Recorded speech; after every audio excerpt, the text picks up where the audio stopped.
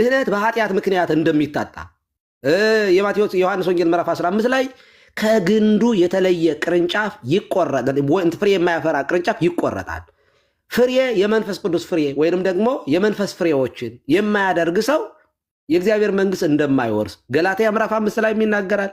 እንደገና ጌታችንም በዮሐንስ ወንጌል ምዕራፍ 15 ላይ አነ ውእቱ ጉንደ ሐረገ ወይን፣ የወይን ሐረግ ግንድ እኔ ነኝ።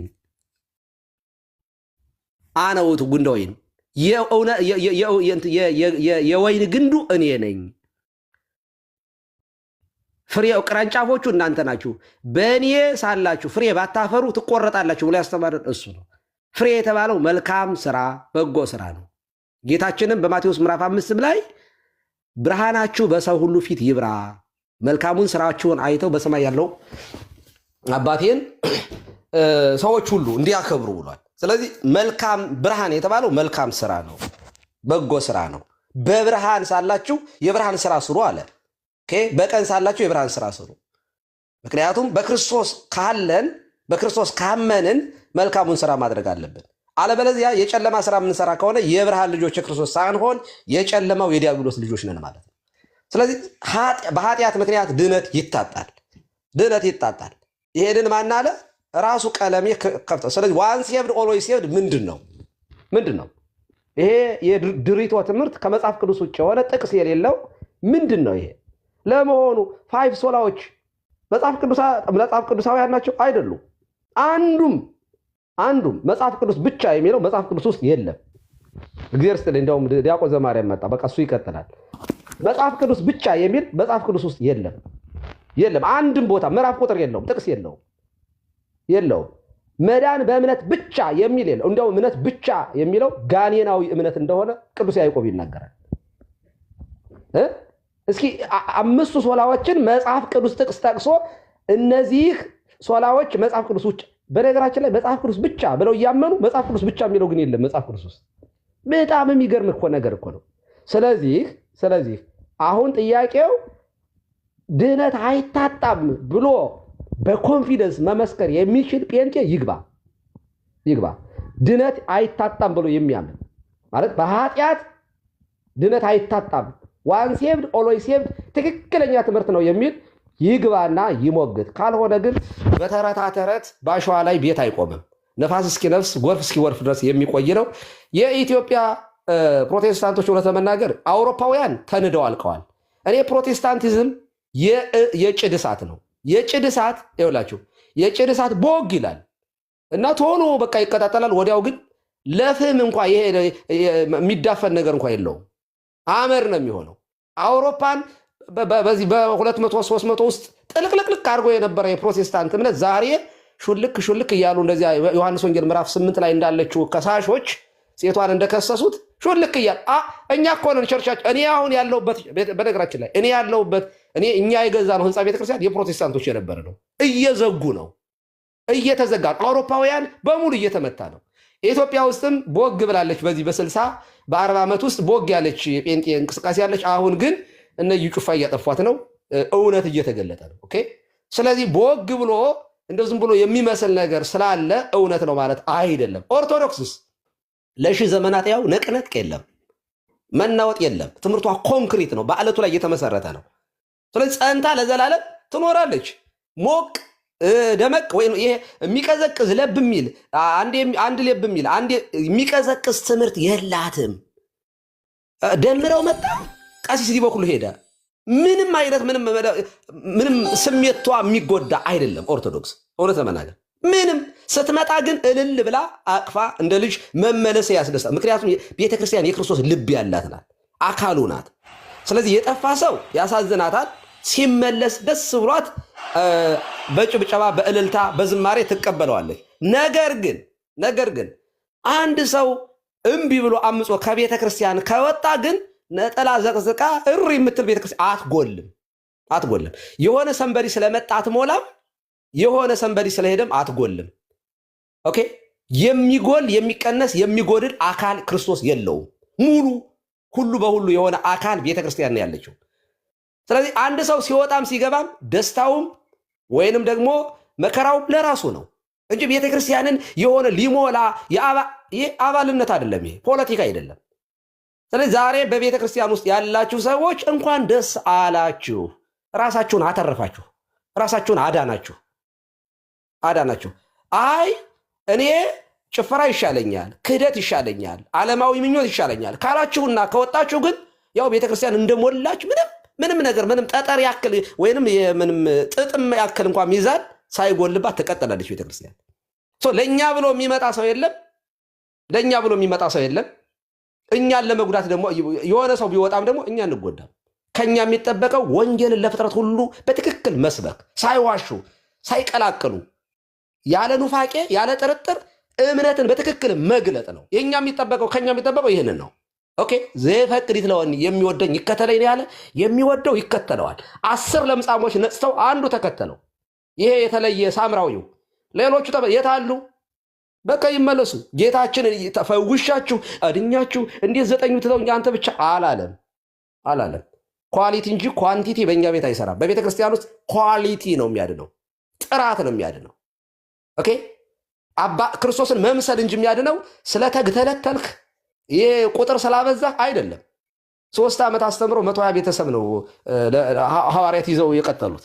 ኦኬ ስለዚህ ምን ለማለት ፈልጌ ነው? እውነት ግን ለዘላለም ጸንታ ትኖራለች። ክርስቶስ ሁሉ እንዲድኑ ፈቃዱ ነው፣ ለሁሉ ሞቷል። አንተ ግን መተህ በዚህ መዳን ውስጥ መሳተፍ ያንተ ድርሻ ነው። የመንፈስ ቅዱስ ወቀሳ ተቀብለህ ማመን ካንተ ይጠበቃል። እምቢ በክደት የቀጥላለሁ ካልክ ግን የዘላለም ፍርድ አለብህ የሚለውን ማለት ነው የምፈልገው። እግዚአብሔር ይስጥልኝ። ሁላችሁንም ሰላም ብያለሁ። ዲያቆን ዘማርያም እንኳን በሰላም መጣ። ቀጥሉ እናንተ። ከታላቅ ይቅርታ ጋር ቀድሜ እንደተናገርኩት እኔ 10 ደቂቃ ብቻ ነች የቀረችኝ። ከ1 ሰዓት በኋላ ከቻልኩ መለሳለሁ። እግዚአብሔር ይስጥልኝ። ቀሲስ ቃሎት ያሰማልን፣ መንግስተ ሰማያት ያወርስልን። በእውነት ቴንኪው፣ በጣም ቴንኪው። በቃ ማንም ከቤተ ክርስቲያን በላይ አይደለም ያሉት ነገር ሪል ነው። በቃ በጣም የሚገርመው ላጠናክርሎትና መጽሐፍ ቅዱስ እግዚአብሔር በብዙዎች ደስ አልተሰኘም ይላል። በብዙዎች መጽሐፍ ቅዱስ ይናገር። ስለዚህ እግዚአብሔር የብዙዎች እንትን ደስ አያሰኘው። ጋይስ የተጠሩ ብዙዎች ናቸው ይላል መጽሐፍ ሲናገር። መጽሐፍ ቅዱስ ሲናገር የተጠሩ ብዙዎች ናቸው፣ የተመረጡ ግን ጥቂቶች ናቸው። የተጠሩ ጥቂቶች ናቸው ይላል። ስለዚህ አንድ ሰው ኦርቶዶክስ ለመሆን መጠራት ያስፈልጓል፣ መመረጥ ያስፈልጓል። ብራዘር እድለኛ ነህ። ከብዙዎች ዘንድ እንዳትሆን ተጠንቀቅ። ዛሬ ያስተላለፉ ቀሲስ ይሄንን ነው። ከብዙዎች እንዳትሆን ከጥቂቶች እንድትሆን መሆን አለበት። ገባ? እውነት ነው። ደምረው ኦርቶዶክስ ሆነ፣ ደምረው ከኦርቶዶክስ ወጣ። በኦርቶዶክስ ውስጥ ቅንጣት ታክል የሰናፍጭ ቅንጣት ታክል የሚያመጣው እንከን የለም፣ ምንም። እና በእውነት በጣም የሚገርም መልእክት፣ የወቅቱ መልእክት ነው ያስተላልፉት። ቴንኪው፣ በጣም እናመሰግናለን። በእውነት ሰላም ዋሉልኝ። ዲያቆን ቴዲ ዘማርያም ሰላም ዘማርያም ፈልጋለሁኝ፣ እደውላለሁኝ። ቀሲስ ይፍቱኝ ይባርኩኝ። እሺ መልካም። እሺ እግዚአብሔር ይባርክ። ሰላም ሁኑ። እሺ ቀሲስ እዚህም አሉ። እንደምን አሉ ቀሲስ? ወንድሞች እህቶች፣ እዚህ የተሰበሰባችሁ እግዚአብሔር ፍጹም ሰላም እንደምን መምህር ዘማርያም እግዚአብሔር ይመስገን። እንኳን በሰላም መጣ። የምንወዳ መምህራችን እንኳን በሰላም መጣ። እግዚአብሔር ይፍታ። ሰላም ናንተ ይሁን። ያለው አሜን። እሺ ስለ ሁሉም እግዚአብሔር ስሙ የተመሰገነ የተወደሰ ይሁን። ለዚህ ሰዓት ስላደረሰን ዛሬ ደግሞ እንደምናውቀው 27 ነው፣ መድኃኔ ዓለም ነው። ቸሩ መድኃኔ ዓለም የምናስብበት ዕለት ነው። ነገም አማኑኤል 28 የሱ ነው። ጊዜያት የሱ ናቸው፣ ዕለታትም የሱ ናቸው፣ ሰዓታትም ሁሉ የሱ ናቸው። በ29ም ባልወልድ የሱ ነው፣ በየቀኑ እሱ ነው። 7 የጸሎት ጊዜያትም የሱ ናቸው።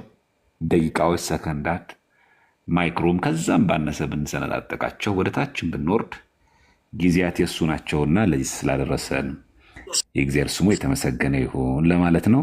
እሺ ደሜ ቀጥል። ሰላምታዬን አክል ከሰጠ አረጋ ቀጥሉ። ዲያቆን እንዴ የሆነ ነገር በሉኝ እንጂ ሁለት ጥቅስ እሺ እንትኑን ስለሌሎቹ በማውራት ጊዜ መግደል እንደሌለብን አምናለሁና ለሌሎቹ ቤተ እምነቶች በፕሮቴስታንትም በሌላም ያሉ ቀን ሙሉ ስለ ግለሰብ ይሁን ቤተክርስቲያንን በመስደብ የሚሉ ሰዎች አይነ ልቦናቸውን ያብራላቸው፣ ወደ ቀና መንገድም እግዚአብሔር አምላክ ይመልሳቸው። ነገ እግዚአብሔር የሚሰራውን ስራ ስለማናውቅ ስራውም ድንቅ ስለሆነ በዛ ማመን አለብን። ሁለተኛ ከኛ የሚጠበቀው አንደበታችን የተቆጠበ ንግግራችን የተገራ እውነትና እውነት የሆነውን ነገር ብቻ በማስተማር ወደ ፊት ለፊት መጓዝን በጣም ማጽናት አለብን። ምክንያቱም ሁል ጊዜ ነፃ የምታወጣን እውነት ስለሆነች፣ እውነት አርነት ታወጣለች። እንዴትም ቢቀነባበር፣ እንዴትም ቢሰራ፣ እንዴትም ቢነገር እውነት ስለምጠቅም ማለት ነው። ዛሬ በ27 እንደምናውቀው ቸሩ መድኃኔዓለም የተሰቀለበትን ስቅለት የምናስበው ሁል ጊዜ 27 ነው። ስሙን እንደምንሰማው ራሱ መድኃኔ ዓለም ነው። መድኃኔ ዓለም ማለት ምን ማለት ነው? የዓለም መድኃኒት ማለት ነው። የዓለም መድኃኒት መጽሐፍ ቅዱስ ላይ በግልጽ መድኃኔ ዓለም እንግዲህ በግዕዝ ነው ሁላችሁ እንደምታውቁት። በአማርኛ ስናደርገው ምን ማለት ነው? የዓለም መድኃኒት ማለት ነው። ሌላ ምንም ነገር የለውም፣ ትርጉም የለውም። ሌላ ክርስቶስ ምንድን ነው ስንባል የዓለም መድኃኒት ብለን እንመሰክራለን። የዓለም መድኃኒት እንደሆነ የነገረን ማን ነው? መጽሐፍ ቅዱስ የነገረን። በምን በኩል ካልን በመጽሐፍ ቅዱስ ላይ አንድ ሁለት ጥቅሶችን ላሳይ። ለምሳሌ ሁላችን በምናውቀው በዮሐንስ ወንጌል ላይ በምዕራፍ 4 ላይ እዚህ እንደምታነቡት በምዕራፍ 4 ላይ እስቲ እንመልከት። ያቺ ሴቲቱ የሳምራዊቷ ሴት መታ ስለ ክርስቶስ ስትመሰክር ሰዎቹ ምን አሏት? ወንጌላዊ ዮሐንስ ይዘገበልን 4:42 ላይ ሴቲቱንም አሁንም የምናምን ስለ ቃልሽ አይደለም እኛ ራሳችን ሰምተነዋልና እርሱም በእውነት ክርስቶስ የዓለም መድኃኒት እንደሆነ እናውቃለን ይሏት ነበር። የምን መድኃኒት? የዓለም መድኃኒት። ስለዚህ ነው ቤተክርስቲያናችን የግል አዳኝ ማትለው። መጽሐፍ ቅዱስ ላይ አንድም ቦታ ላይ መድኃኔዓለም ኢየሱስ ክርስቶስም ራሱ እንደ ግል አዳኝ ተቀበሉኝ አላለም። ሐዋርያትም የግል አዳኝ አድርገህ ተቀበል ያለ አንድም የለም። አንድም ቦታ መጽሐፍ ቅዱስ ላይ አንድም ለነሲብ ለማስረጃ የሚሆን እንኳን አንድ የለም። መድኃኒትነቱ ምንድን ነው? የዓለም የዓለም። ይሄ ብቻ አለም። በነገራችን ሐዋርያት ጭምር የሰበኩት ምን ብለው ነው? ራሱ ዮሐንስ ሲመሰክር በዚህ በአንደኛ ዮሐንስ መልእክቱ ምዕራፍ 4 ቁጥር 14 ላይ እኛም አይተናል። ማን ነው እኛም የሚለው? ሐዋርያትን ወክሎ ዮሐንስ። እኛም አይተናል ካለ በኋላ አባትም ልጁን የዓለም መድኃኒት ሊሆን እንደላከው እንመሰክራለን። ምን ብሎ መሰከረ ዮሐንስ? የሚሰብከውም ብሎ ነው። አባትም የተባለው አብም ማለት ነው። ልጁን ማን ነው? ወልድ ክርስቶስን ምን አድርጎ የዓለም መድኃኒት ሊሆን እንደላከው እንመሰክራለን። ስለዚህ ምን ብለው ሰበኩ? መድኃኔ ዓለም ብለው። ቤተክርስቲያናችን ምን ብላ ትሰብካለች? መድኃኔ ዓለም። መድኃኔ ዓለም ቤተክርስቲያን የለንም። ድርሳነ መድኃኔ ዓለም የለንም። ተአምረ ኢየሱስ የለንም። የጌታ ቅዳሴ የለም። ውዳሴ አምላክ የለንም።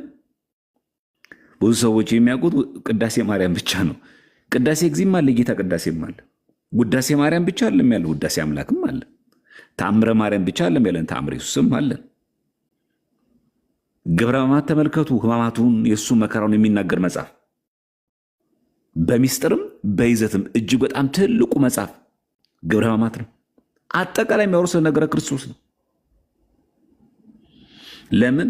የዓለም መድኃኒት ስለሆነ። ለጥቂቶች ለተወሰኑ ሰዎች ብቻ ሳይሆን የዓለም መድኃኒት ነው። ስለዚህ እኛ ያለነው ኦርቶዶክሳውያን የዓለም መድኃኒት ክርስቶስ ባለባት ቤት ስለተገኘን በዚህም ስላለን እግዚአብሔር ለዚችም ስላደረሰን ስሙ የተመሰገነ ይሁን። የሐዋርያትን ምስክርነት ይሄ መሆኑን አምነን በዚች ክርስቶስ ለሐዋርያቱ በሰጣቸው ወንጌል በዚች ቤተክርስቲያን ውስጥ ተገኝተን ስርዓተ አምልኮም ስለምንፈጽም እኛ ኦርቶዶክሳውያን ሁላችንም እድለኞች ነን። እግዚአብሔር አምላክ በምሕረቱ ከዚች ቤት አያስወጣም፣ በቤቱ ያጽናል ለማለት ነው። ይበቃናል። ረዘም ብሎ ስብከት እንደሆነ እንዳይረዝምብን ስላስተማረን ስሙ የተመሰገነ ይሁን። በእውነት በጣም ነው የማመሰግነው። ቃሉ ይታሰማል። እውነት ነው። አሁን በቃ ድባቡ እንዴት ደስ እንደሚል ልነግራችሁ አልችልም። በጣም ብዙዎች እንግዲህ አይታችኋል። የሆነ ፎቶ ተሰቅሎ ምናምን ተዘግዝቆ እዚህ ቤት መቼም እና መቼም አይደረግም። ለምን እንደሚያይደረግ ታውቃላችሁ? እኔ ኦርቶዶክሳዊ ነኝ። እኔ ኦርቶዶክሳዊ ነኝ። በእንደዚህ አይነት ካራክተር መቼም ነው ማታገኙኝ። እሺ ገና ለገና የኤርሚያስን ፎቶ ይሰቅላል ምናምን ብላችሁ የምታስቡ ሰዎች መቼም እዚህ ቤት ወንጌል የኦርቶዶክስ ተዋሕዶ አስተምሮ ዶግማዋ፣ ቀኖኗ፣ ትውፊቷ፣ ገድላቷ፣ ድርሳናቷ በትክክል ለእናንተ ይነገራል። በትክክል ለምን እምነታችንን እንድናጠነክር፣ በቤቱ ያለን ሰዎች እምነታችንን እንድናጠነክር፣ በውጭ ያሉ ሰዎች ተሸውደው የወጡ ሰዎች ገባችሁ? ሳያውቋት ቤተክርስቲያንን ሳያውቋት የወጡ ሰዎች፣ በስሜት የወጡ ሰዎች ስሜታቸውን እናራግፍና የስጋ ስሜታቸውን እናራግፍላቸውና እግዚአብሔር አራግፍላቸውና ወደ ቤቷ እንዲጨመሩ እናደርጋለን። በዘንድሮ ዓመት ቄዳር የሚጠመቅ በሚቀጥለው ዓመት ቄዳር የሚጠመቅ ሰው እንዲበዛ አብዝታችሁ ጸልዩ። በቃ በጸሎት ጎዳናችሁ ባላችሁ ሰዓት፣ በገዳማት በአድባራት በምትገቡበት ሰዓት አብዝታችሁ ማለት ነው የህዝብ ልብ እንዲቀየር፣ ድንጋያማ ልብ ወደ የሰው ልብነት እንዲቀየር አብዝታችሁ ጸልዩ እና ዲያቆንዬ በጣም ቴንኪው። በእውነት አመሰግናለሁ። እግዚአብሔር ያክብርልኝ። እግዚአብሔር ያክብርልኝ። በእውነት ያው እንግዲህ አንተ የተነበይከው ትንቢት ነው እንግዲህ ላይ እየዘነበብኝ ያለው ምን ላድርግ እኮ ነው ደሜ። አሁን ይሄ እኮ በነገራችን ላይ ኤክስፔክትር ነው ከምንም በላይ አሁን አብዝቶ ጸሎት የሚያስፈልገን ጊዜ ነው ይሄ ጊዜ።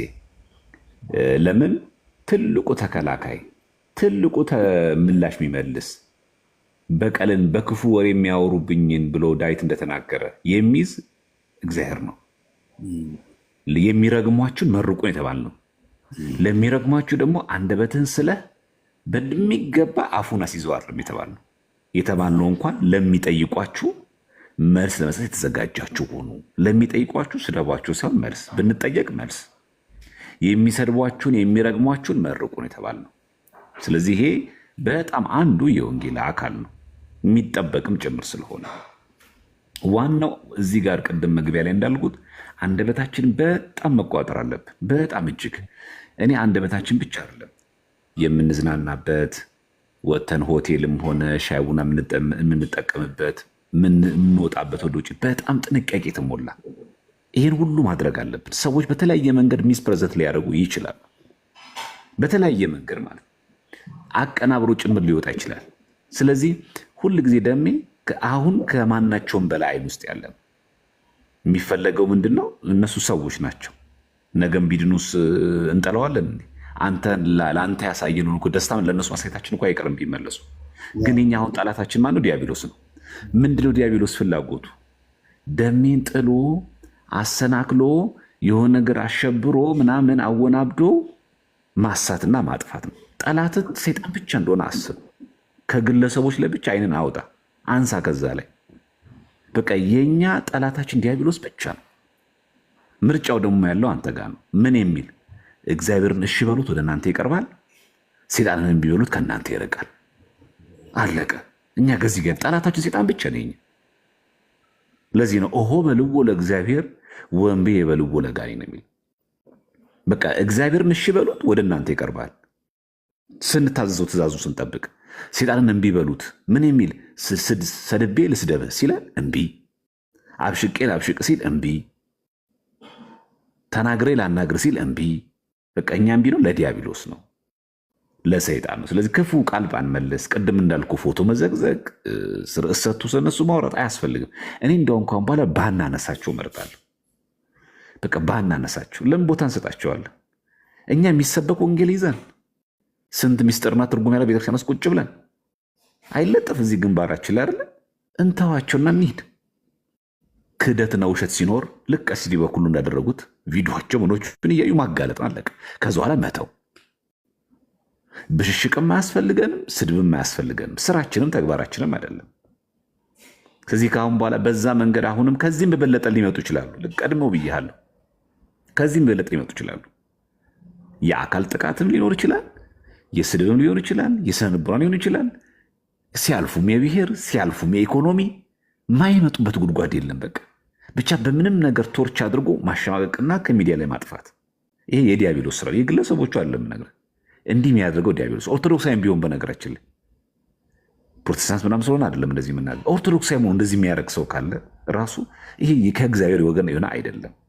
ሰይጣን ሰፍሮብን የተጫወትብን እንዳይሆን መጠንቅ ያስፈልጋል። ስለዚህ አሁን የበለጠ ደሜ የበለጠ መጸልይበት፣ የዕለት ውዳሴ ማርያም ማታስታጉልበት፣ የዕለት ጸሎት ማስታስታጉልበት ሲሆን በየጊዜው ኪዳን ትደርስበት፣ ከቤተክርስቲያን የማትርቅበት፣ እንደው ከተቻለም አንዲት ስውር ያለች ገዳም ላይ ሄደ ሱባኤ ገብቶ መፈጣበት እግዚአብሔር ኃይል እንዲሆን አቅም እንዲሆን ጉልበት እንዲሆን ከክፉ የሰይጣን መካ ደግሞ እንዲከልልህ ጭምር መከታችን እሱ ነው።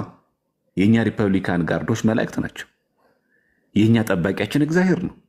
መላእክቶችን ስላንተ ያዛቸዋል የሚለው የሚጠብቅ እግዚአብሔር ስለሆነ በሱ መታመን በሱ መመካት ነው ያለብን። እኛ ደግሞ የምትሰብከው የምትመሰክረው ሌሎች እንዲድኑ ፈልገህ ነው። ልታበሽቃቸው ፈልገህ አይደለም። ሌሎች መዳን ስላለባቸው ነው። ዕቅበተ እምነት የሚሰራው ለዛ ነው በነገራችን ላይ እንጂ ቅጥል በሉ ፕሮቴስታንቶች ለማለት አይደለም። ለምን ትቃጠላላችሁ? መቼም ምን ያላደርግም አልሳደብም፣ ፕሮቴስታንትን አልሳደብም። ግን እኔ የተገለጠልኝን እውነት እንዲገለጥላቸው በተለያየ አቅጣጫ እነግራቸዋለሁ። እኔ ቤት አንድ ሰው ፕሮቴስታንት ቤተ እምነትን ያው በጥላቻ ስድብ የሚሳደብ አይኖርም። እኔ ኦርቶዶክስ ሆንኩት ፕሮቴስታንትን ለመሳደብ አይደለም፣ ኦርቶዶክስ ለመደበቂያ አይደለም የመጣሁት። የዘላለም ሕይወትን ፍሬያማነትን አገኛበታለሁ ብዬ ነው የመጣሁት። እሺ እወዳቸዋለሁ ፕሮቴስታንቶች፣ የእውነት በጣም አይላኪው። እሺ በጣም ከእናንተ ጋር ቢያንስ ኦርቶዶክስን እንዳውቃት የረዳኝ ጴንጤ በመሆኔ ነው። ጴንጤ ባልሆን ኖሮ ኦርቶዶክስን አላውቃትም ነበር። ለምን? ጴንጤ ሆኜ ስከራከር፣ ጴንጤ ሆኜ ስጠይቅ፣ ጴንጤ ሆኜ የሆነ ነገር ሳደርግ ነው እውነት የበራልኝ። አያችኋ፣ እውነት የበራልኝ እና አመሰግናለሁ ፕሮቴስታንቶች ወደዚህ እውነት ስለገፋችሁኝ ማለት ነው። አዎ እኔ በነገራችን ላይ እዚህ ሚዲያ ላይ ላሉት ብቻ ሳይሆን መንገድ ላይ ለምታገኛቸው በእርግጥም የምታደርጉ ይመስለኛል። እንደዚህ ስታገኛቸው ከልብ የመነጨ የፍቅር ያለበት ሰላምታ ከልብ የመነጨ ዲያቆን ትላንትና ዘማሪ የምስራች ሞታ ነበር። የእውነት እኔ እሷን ሀዘን ለመሸኘት ሄድኩ። እዛ ቸርች ገባው። ያው ደግሞ ተናግሬ ያለው ቪዲዮ እንዳይሰሩ ብዬ መጀመሪያ ተናግሬ ነው የገባሁት ቸርች። እዛ ገብቼ በቃ ሁሉን በፒስ መስቀሌን አንገቴ ላይ አንጠልጥዬ እንደዚህ የዳንጉበት መስቀል በኩራት ደረቴ ላይ ሳላፍርበት ሳልሸማቀቅበት በቃ እና ገብቼ ሁሉንም በፍቅር ሰላም ብያቸው፣ ዘማሪያዎች፣ አገልጋዮች ምናምን ሰላም ብያቸው ተለያዩ። ከማንም ጋር ጥላቻ የለኝም ከማንም ጋር። በነገራችን ላይ አሁን ለደሜ እዚህ ጋር የምናነሳው ለሁሉም ሰው የሚያገለግለው ነው እያወራን ያለ ነው። እንዲህ ማድረግ ከፕሮቴስታንት የመጣችው ሁሉንም ጭምር የሚመለከት ነው። ይሄ በቃ የሆነ የብሽሽቅ የስድብ ምናምን ነገር እንዳታደርጉት። በቃ አለቀ። እውነተኛ ወንጌል ውስጥ ነን ያለ ነው። እውነተኛ ትምህርት ውስጥ ያንን ትምህርት መመስከር አለቀ። ደሜ አሁን መሆን ያለበት ስራ ላይ ምን መመስከር፣ የገባውን የተረዳውን ያቺ ንጽሕት የሆነቿን ኦርቶዶክሳዊ ትምህርትን ለሌሎቹ መመስከር። ሲመጡ እሰይ ወንድሜ እንኳን ደህና መጣ፣ እስኪመጣ ደግሞ አይን ልቦናን ያብራልህ፣ ያልገባውን ደግሞ እስኪ እንዲገባው ማስረዳት አለቀ። ልክ ጭቅጭቅ ሲያደርገው ስድብ ሲያደርገው ምን ሲያደርገው ይሄ የእግዚአብሔር ባህሪ አይደለም፣ የእግዚአብሔር ልጆች መገለጫ አይደለም።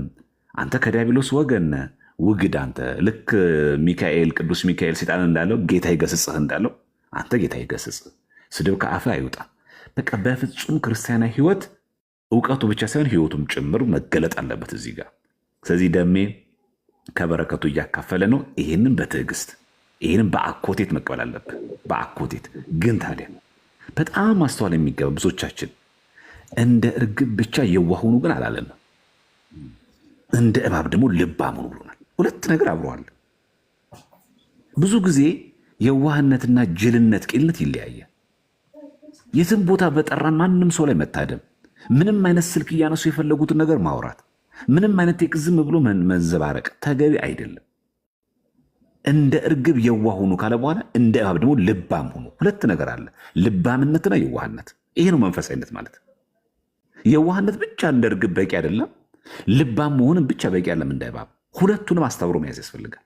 የዋህነት አለ እንደ እርግብ፣ ልባም ደግሞ አለ። ብልጥ ማለት አይደለም፣ ብልጣ ብልጥ ማለት አይደለም። አጓጉል ጭው የሚጫወት ሰው እኮ አለ፣ የሰውን ገንዘብ የሚያጫርስ ብልጥ የሆነ ማለት ነው። ብልህ ነው የሚለው። እንደ እባብ ልባም ማለት ያ ነው። ስለዚህ በምናገለግልበት ደሜ በምንወጣበት ሰዎችን በምታገኝበት የትን ቦታ በምትንቀሳቀስ ሁሉ ነገር የዋህነት ግን ከልባምነት ጋር መሆን አለበት። በጣም ምክንያቱም ቀኖች ክፉዎች ናቸውና የሚለው ዘመኑ ዋጁት ነው የሚለው። ቀኖች ክፉዎች ናቸው ማለት እኮ ዛሬ ሮብ ምን አረገች? የዛሬ ሳምንት ሮብ ናት። ደሜ ስትፈጠር የነበረች ሮብ ናት። ምን አረገች? ቀኗ ክፉ የሚያሰኘው የሰው ክፉ ተግባር ነው። ምን እንደሚያደርግ ለምን እንደቀጠረ ለምን እንደሚያገኝ አታውቀውም። ሰው እጅግ በጣም ክፉ ነው። ስለዚህ ሰውን ሁሉ ተጠራጥሮ እያልኩ ሳይሆን እንደ እርግብ የዋህ ሆነን እንደ ደግሞ ልባም መሆን ደግሞ ተገቢ ነው። የሳቀልን ሁሉ ወዳጃችን አይደለም። ይህ መታወቅ አለበት። ያጨበጨልን ሁሉ ደጋፊያችን አይደለም። አብሮ አቦ የሚልን ሁሉ ወዳጃችን አይደለም። ስለዚህ ለአገልጋዮችም ጭምር ሁሉም ነገር በጥንቃቄ በማስተዋል በተቻለ መጠን ላይቭ ላይ የሆኑ ይሄ ስላቆች ምናምኖች ባይለመዱ መፎጋገሮች ራሱ በተቻለ መጠን በጣም ሊሚትድ የሆነ ቁጥብ ያለች ነገር ምጥን ያለች ነገር ከዛ መጫወት መቀለድ ሲያስፈልገን በግል ተገናኝተን እኔና ደሜ እስከፈለግን ድረስ መጫወት መቀለድ እንችላለን። ሰዎች አሁን ማንኛውም ነገር ሚስፕሬዘንት ለማድረግ ስንደሰት ራሱ አይወዱ ሰዎች አሉ። ስንስቅ ራሱ አይናቸው ደም የሚቀላ ሰዎች አሉ። ለምን ለእነዚህ ሰዎች እኛ በር እንከፍታለን። በቃ ላይቭ የከፈት ነው ሰዎችን ለማስተማር ወደ እውነት መንገድ እንዲመጡ ማድረግ አይደል?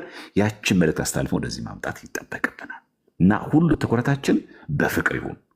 ቅዱስ ጳውሎስ እንዳለው ሁሉ ነገር በአግባብና በስርዓት ይሁን እንዳለው የትኛውም ትምህርት እናስተምር፣ ኦርቶዶክሳዊ ትምህርቱ ማለት ነው፣ በጥንቃቄ እናስተምር። በእጅ በተገለጸችልን መጠን እውቀት አንጻራዊ ነው። የእውቀት ተከፍሎ ሁላችን አለብን። ጥንቅቅ ብሎ ኦርቶዶክሳዊ ትምህርት የጨረሰ ሊቅም የለንም እንኳን እኛ። ስናስተምር ያችን ነገር በጣም ባስተዋል ባለበት ፍቅር ባለበት ሌሎቹ ሊጠራ በሚችል ሌሎችን ኑ ብሎ ሊያቅፍ በሚችል ይሄ ማለት እያባበል ነው ወንጌሉን እየቀያየር ነው ማለት አይደለም። የምንገልጽበት ሞቲቭ ነው እያልኩ ያለሁት። ሞቲቭ ግን በፍቅር የተሞላ በትህትና የተሞላ በማቅረብ የተሞላ እውነታው ይሄ ነው። ምንድነው ወንድሞቻችን ከቤተክርስቲያን ያወጣችሁ? በተለይ የፕሮቴስታንት እምነት ተከታዮች፣ የተሐድሶ መናፍቃን ምንድነው ያራቃችሁ? ምንድነው ጥላቻችሁ? ምንድነው ያደረገችው ቤተክርስቲያን? ታውቋት ነበር ወይ? ትምህርቷ ምን ነበር? ምንድነው የሰማችሁት? እስቲ ቅረቡና እንወይ። ይሄ ብለን እናስረዳዋለን። ስድብ ሲያበዛ ከቤተክርስቲያን ነገር አፈንግጦ አልባሌ ቃል ሲናገር እግዚአብሔር ይስጥልን፣ እግዚአብሔር ወንድማችን አይለ ልቦናን ያብራልን፣ ደህና ሁን፣ አለቀ። ልክ ይሄንን ወይ እየተከተልን ከሁሉ ጋር አብሮ መሄድ። ቪዲዮ ይስሩ እንዳልከው አዘቅዝቆም ይስሩ፣ በቤተሰብም ይምጡ፣ በፋሚሊም ይምጡ፣ በምንም ነገር ይምጡ፣ ጸንቶ መቆም በጣም እጅግ በጣም አስፈላጊ ነው። እዚህ ከምንም በላይ አሁን ደሜ እጅግ በጣም ብርቱ የሆነ ያልተቋረጠ ጸሎት ያስፈልጋል። ለአንተ ብቻ አይደለም፣ እዚህ የምንወደው ወንድሞች ሁላችንም ለደሜ ጸሎት ማድረግም አለብን። ለደሜ ብቻ አይደለም፣ ለሚያገልሶች ጸሎት ማድረግ አለብን። ወዳጅነት እንደዛ ነው እንጂ ደሜ በጣም ነው የምወድህ ላቭ ምልክት ምናምን አይደለም። አርቲስት አይደለም ደሜ፣ አክቲቪስትም አይደለም። ይሄ አሁን የማድነቅ ምናምን አይደለም። በቃ የምንወደው በጣም ከሆነ የዕለት ውዳሴ ማርያም ሁል ጊዜ ሀብተ ወልድ በክርስትና ስም እናስበው። የበረታችሁ ሰዎች ካላችሁ ደግሞ በቤተክርስቲያን ዣንጥላ፣ ጧፍ፣ ዘቢብ ሰታችሁ በቅዳሴ ላይ ስሙ እንዲጠራ ሀብተ ወልድን በሕይወተ ሥጋ ጠብቅልን ከነ ቤተሰቡ ብሎ መጸለይ ያስፈልጋል። በቃ እውነተኛ ወዳጅ እንደዚህ ነው። በነገራችን ላይ የሚያደርግ ያቺ አንተ ለሀብተ ወልድ በቅዳሴ ላይ ስሙን ያስጠራህበትን አንተም ዋጋ ታገኝበታለህ። በረከተ ሥጋ በረከተ ነፍስ አስጠበታለህ። ለደሜም ለሀብተ ወልድም ጥቅም ታስገኝለታለህ። ከዛ ጠላቶቹ እየወደቁ ዲያብሎስ እያፈረ መልካም ስራ እየሰራ ህይወቱ እየተቃናለት ይሄዳል። ትልቁ ጥቅም ጸሎት። እንደዛ ለሚለው ወንጌልም የእምነት ጸሎት ድዌ ያድናል፣ ጌታም ያስነሳዋል። ኃጢአትም ሰርቶ ከሆነ ይሰረይለታል። የምንድን ነው? የእምነት ጸሎት እንጠቀምበታ። ታዲያ ምን ችግር አለ? ክርስትና ስሙ እኮ ነገር ሀብተ ወልድ። ይሄ አጥር ይሆናል፣ መከታ ይሆናል፣ መከለያ ይሆናል። ዲያብሎስ መምጫው በጣም ብዙ ስለሆነ በጸሎት በእግዚአብሔር ኃይል ነው የምናሸንፈው። እና ይሄን ጸሎት እንደ ቀላል ነገር እንዳታዩት አደራችሁ፣ ለሁላችሁ ማለት ለዚህ ለቲክቶክ ላይ ለሚያገለግሉ ወንድሞችን በሙሉ ጸሎት ያስፈልገናል።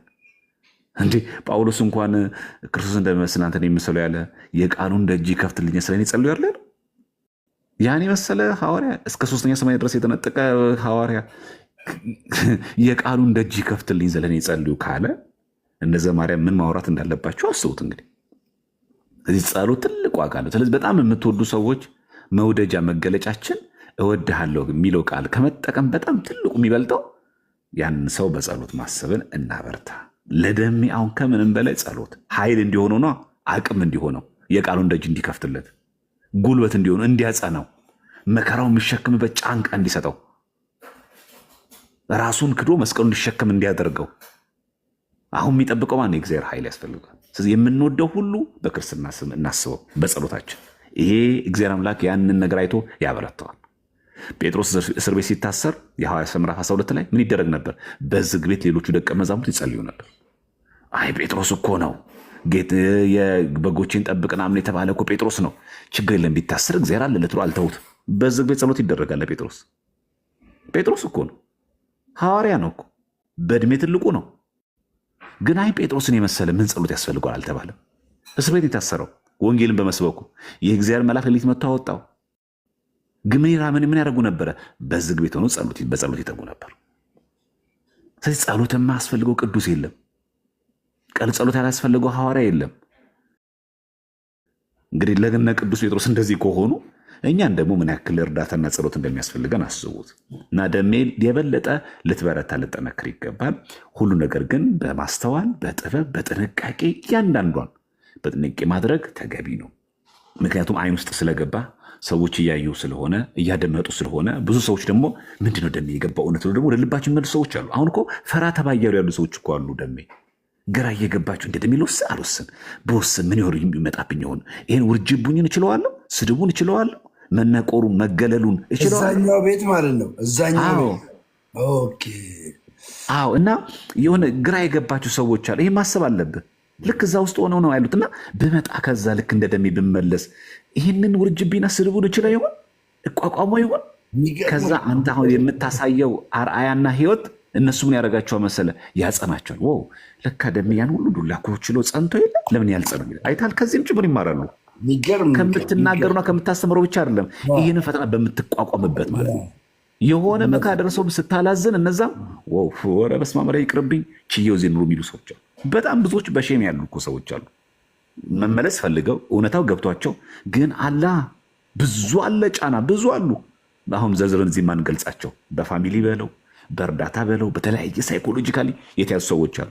ብመለስ ይህን ነገር አጣለሁ፣ ብመለስ ስሜ እንደዚህ ይጠፋል፣ ትዳሬ፣ ልጆቼና ብዙ ነገር አለ። ይሄንን ተቋቁሞ የሚችል አንድ ሳምፕል ያስፈልጋል። ደሜ ሲቆም የአንተ ህይወት መቆም ጸንቶ መቆም ሌሎቹን ጭምር ያበረታል እንዲመጡ እና ህይወት ጭምር። አሁን ትልቁ ነገር ህይወት ጭምር ለሰዎች ያስተምራል። ብዙዎቻችን ትምህርት የምናስበው ብዙ ጊዜ የምናስበው ነገር ሃይማኖትን ብቻ ነው። ነገር ሃይማኖት ብቻ አይደለም፣ ህይወትም ጭምር ለሰዎች አስተማሪ ነገር ነው። እና ደሜ የበለጠ አሁን ካለበት መጽናት፣ ያንተ እዛ ጋር ጸንቶ መቆም፣ ያንተ በጥንቃቄ መጓዝ፣ ልምድ ማካፈል ሌሎች መቹ ይጠይቁታል። አይቀርልም ይጠይቋል። ደሜን ያንተ ነገር ፈለግ መከተል ፈልጋለሁ፣ ግን እንደዚህ ነገር አለብኝ ምን ላድርግ ሊል ይችላል። እንደዚህ ቢያደርጉኝ ሲል እኔ ጋርም እኮ ደርሶ ነበር። አየህ ሳምፕል ሆንከው አንተ። አየህ በቃ አንተ ቤተ ሙከራ ሆንከው ለዛ ሰው። እኔ ያለው አይደለ እንደዚህ ተባልኩ፣ አይዞህ ጽና፣ እንዲማርኩ ትችላለህ፣ እንዲማርክ ትችላለህ ብለህ ታጸነዋለህ። ያነሰ አሁን ትልቁ ችግር ነገር ሃይማኖት የእውቀት ብቻ አይደለም። ብመጣ ምን ሆናለሁ የሚል ስጋት አለ። ብመጣ ይህንን ውርጅብኝ እንዴት ትቋቋማለህ የሚል ሰው አለ። ለዛ ሁሉ አቅምና ጉልበት ያስፈልጋል። ስለዚህ ደሜ እንዲበረታ መላ ኦርቶዶክሳውያን በጸሎት ማገዝ ተገቢ ነው። ይሄ እኔ አደራ ብለው ለሁሉም ይሄ ስለሆነ ነው። በተረፈ ደሜ እግዚአብሔር አምላክ ያበርታ፣ በቤቱ ያጽና። ቸሩ መድኃኒዓለም ዛሬ 27 መድኃኒዓለም ስለሆነ አንተ የተጠመክበትም ቀን 27 መድኃኒዓለም ስለሆነ ስለተዳረበ ዛሬም በዚህም ስለተገናኘን እግዚአብሔር ስሙ የተመሰገነ ይሁን። ቸሩ መድኃኒዓለም ሁላችንም በቤቱ ያጽናን። እግዚአብሔር ያክብርልኝ። ይኸውላችሁ ጋይስ ዛሬ 27 ነው። እውነት ነው። የዛሬ ወር የተጠመቅኩባት ቀናት 27 በ27 የሚገርም ጊዜ ነበረን። በጣም ድንቅ ጊዜ፣ እግዚአብሔር መልካም ጊዜ። እኔ በቃ በጓዳ ወጣለሁ ያልኩ ሰውዬ በጓዳ ቄዳሪን ወስጄ ምንም ነገር አድርጌ በቃ ማንም ሳይኝ ሹልክ ላለሁ ያልኩ ሰውዬ እግዚአብሔር ደግሞ ሳላስበው በአደባባይ አከበረኝ። በቃ ሃማ መርዶኪዎስን በአደባባይ እያዞረ ንጉሥ ለሚወደው እንዲደረግለታል እንዳለ እንዲሁ ሆነ ማለት ነው። አንድ በሉ። ዛሬ ደግሞ 27 ቀኑ ሙሉ ወረዱብኝ አሉ። እኔ እርግጥ ስራ ላይ ስለነበርኩ አላስተዋልኩም። ማታ ላይ ነው ወንድሜ ሲሳይ ሲነግረኝ ምንድን ብዬ ገብቼ ሳይ እንደዚህ ሆኗል እና መልስ መስጠት ያለብኝ ሰጠው። ከዛ እንደዛ ሆነ ማን ነው እና ዛሬ በ27 ደግሞ አካውንቴ 100 ሺህ ገባ። አጨብጭቡልኝ። ስለዚህ የሚያሳየው ምንድን ነው? ከፊት ለፊቴ ትልቅ ስራ እንዳለ ሰዎች እኔን አክሴፕት እያደረጉ እንዳለ ነው የሚሰማኝና እንደ ባለ አእምሮ ሆኜ እንደምጓዝ ሙሉ እምነቴን እገልጥላችኋለሁ። ኦርቶዶክሳዊነትን ከዚህ በኋላ መልቀቅ ማለት መርከብ ያለ መሪ መጓዝ ማለት ነው። መርከብ ያለ መሪ ከተጓዘች የት እንደምትሄድ አይታወቅም። በቃ መሪ ከሌላት መርከብ በቃ እዛ እንትን ውስጥ ተዛ ትገለበጣለች፣ ማዕበሉ ይውጣታል፣ ትጠፋለች። ገባችሁ? ትጠፋለች። ስለዚህ እንዳልኳችሁ ደግሞ ቅድም ቀለሜ ቤት አሁን የገባውበት እውነት የማይነቃነቅ የማይበጠስ የማይሰበር አለት ላይ ነው የተቀመጥኩት። በጣም በሚያስገርማችሁ ሁኔታ ማለት ነው። እና እውነት ነው የምላችሁ እዚያ ያላችሁ ወንጌል አማኞች ባልና ሚስት ሆናችሁ ላይክ እንግዲህ ለመወሰን ባልየው ወይም ሚስትየው ለመወሰን የቸገራችሁ ካላችሁ እርግጥ ያለፋል፣ ቀላል አይደለም። እና እንደዛ ሁለት ደግሞ ሳታቋት እችን ቤተክርስቲያን ሳታቋት የወጣችሁ ሰዎች እኔ ምስክር ነኝ። የእውነት ነው የምላችሁ እኔ ምስክር ነኝ። በእውቀት ተሸውጄ አይደለም ኦርቶዶክስ የሆንኩት፣ በገንዘብ ተታልዬ አይደለም ኦርቶዶክስ የሆንኩት፣ የተለያየ ጥቅማ ጥቅም ፈልጌ አይደለም ኦርቶዶክስ የሆንኩት። ወንድሜ የእውነቴን ነው የምልህ። እንደዚህ ያማረብኝ ጸጋው ነው፣ ጌታ በሚያውቀው ጸጋው ነው። እውነት ነው የምላችሁ ጸጋው ነው ያበረታኝ። ምን ላርግ? እሺ ቆይ ምን ላርግ? ይኸውላችሁ ምንም ማድረግ አልችልም። በቃ ጸጋው በክርስቶስ ኢየሱስ ያገኘነው ጸጋ ትልቅ ነው እና እኛ ኦርቶዶክሳውያን ላይክ ኢየሱስን እንደማንወደው ኢየሱስን እንደማንሰብከው መድኃኒታችን ጌታችን አምላካችን የነገስታት ንጉሥ የሆነውን የጌቶች ጌታ የሆነውን ስሙን በክብር የምንጠራውን ኢየሱስን እማንወድ የሚመስላቸው ሰዎች አሉ። ውሸት ነው። እንደ ኦርቶዶክስ ኢየሱስን የምትሰብክ አገር የለችም። ሃይማኖት የለም፣ በጣምር የለም። አንድ ቪዲዮ እያየው ነበር እና በአፄ ኃይለሥላሴ ጊዜ ካንማጅን በአፄ ኃይለሥላሴ ጊዜ ኬኩን ትኖራለህ ይመስለኛል። ዘማርያም አላቅም፣ አሼም ልትኖር ትችል ይሆናል። ቀሲስ ይኖራሉ ይመስለኛል። ትዝ ይላችኋል። ትምህርት ቤት ትምህርት ከጨረስን በኋላ ባንዲራ ይሰቀላል። የአሁን ተማሪ አያውቅም መሰለኝ። ባንዲራ ይሰቀላል። የተሰቀለው ባንዲራ ማታ ላይ ተሰልፈን በሰልፍ ሆነን ባንዲራው ይወርዳል። የኢትዮጵያ ሕዝብ መዝሙር ተዘምሮ ማለት ነው ተዘምሮ ያኔ ህፃናቶች ባይገርማችሁ ባንዲራ የሚወርደው ምን ብለው መሰላችሁ? አቡነ ዘበሰማያት ብለው ከአቡነ ዘበሰማያት እስከ እመቤታችን ማርያም ድረስ ማለት ነው ያለውን ጸሎት ጸልዮ ነው የሚወርደው ባንዲራው። የምታውቁ ሰዎች አላችሁ? የምታውቁ ሰዎች እንደዚህ እንደሆነ የምታውቁ ሰዎች አላችሁ? የምታውቁ ሰዎች እና በጣም በሚያስገርም ሁኔታ ማለት ነው ያ ዘመን ወደደም ተጠላም ያ ዘመን አሁን ከፊታችን ብርሃማ ሆኖ መጥቷል። በቃ እርስ በርሳቸው እንግዲህ በሌላኛው ቤተ እምነት ያሉ ወገኖቻችን እርስ በርሳቸው በትምህርት ተከፋፍለዋል፣ ተሰነጣጥቀዋል። አንድ መሆን ግድ ነው የሚሆነው ማለት ነው። ዲያቆን ዘማርያም መቅዲን አንተ ቤት ምናልባት ብሎክ ሆናለች እና ከተቻለ አሁን ፍታት። ከተቻለ ዲያቆን አሸናፊ ወደ አንተ ልምጣ። ወንድማችን ሰላም ለአንተ ይሁን። እሞድ እኔ የመጀመሪያ ንግስ ሳነስ የልደታ ቤተክርስቲያን ልደታን ያነገስኩት የመጀመሪያ ንግስ ማለት ነው። ከ20 ዓመት በኋላ የመጀመሪያ ንግስ ያነገስኩት ልደታን ነው። በዛ ሰዓት ላይ ደግሞ እምር ድምቅ ሽብረቅ ብሎ ያገኘሁት ወንድሜ ዲያቆን አሸናፊ ነው። ቃሎት ያሰማልን። ይፍቱኝ ይባርኩኝ። ዲያቆን ደሜ ሁላችሁንም ሰላም ብያለሁ። ዲያቆን ዘማርያም ከላይ ያላችሁ ነኬኩን ከታችም ሁላችሁንም በእግዚአብሔር ፍጹም ሰላም እንዴት አመሻችሁ፣ እንዴት ዋላችሁ፣ እንዴት አደራችሁ ብያለሁ። በያላችሁበት ሰዓት አቆጣጠር እግዚአብሔር አምላካችን ለዚህ ሰዓት ስላደረስከን ስሙ የተመሰገነ ይሁን። ደግሞ ቀናችንን፣ ሌሊታችንን፣ ማታችንን፣ ውሏችንን ስለሚባርክልን ስለማይነገር ስጦታው እግዚአብሔር አምላካችን ስሙ የተመሰገነ ይሁን። ደምዬ በጣም ብዙ ዓመት እኮ የቆየህ ነው። በቃ ለአህዩን እየተዋረስከው ነውና አነጋገር ጥሩ እየሆነ ነውና ትንሽ ፈተና የሚገጥምህ ኢንዶሚን ወንጉባ ኢንዶሚን አይ ጎበዝ ነህ በጣም። የቤተክርስቲያን ለአህይን መያዝ አንዱ ራሱ ኦርቶዶክሳዊነት ከሚገለጥባቸው ነገሮች አንዱ ነውና አሁን እነ ዘማርያም እነ ቀሲስ ዲበኩሉ ከተናገሩት ላይ መጨመር ማለት ብዙም እንትን ማለት አይሆንም። ማለት በጣም በጣም ለኛ ትልቅ ትምህርት የሆኑ ነገሮችን ያስተላለፉት እኔ ለራሴ አድርጌ ነው የምሰማው። ለራሴ ምክሩም ትምህርቱም ግሳጼውም ለራሴ ስለሚሆነኝ በጣም ነው እየሰማኋቸው ያለሁትና ብዙ አልናገርም ከነሱ ላይ። ግን አንድ ሶስት ነገር እንደው ጠቀስ ለማድረግ ያው መጀመሪያ ሁለቱን ነገሮች